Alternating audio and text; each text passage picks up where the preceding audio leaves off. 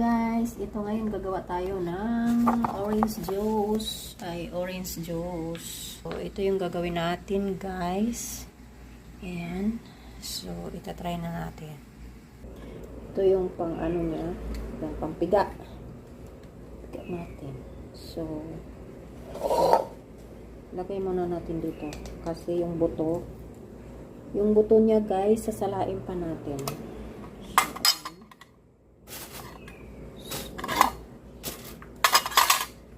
Ito siya. Ayan, biniyak na natin.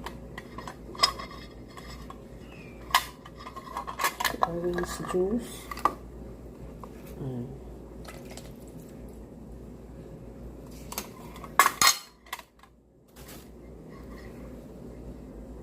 Ito na nga guys, yung orange na piniga ko. So, sasalain ko na lang siya para mawala na yung buto.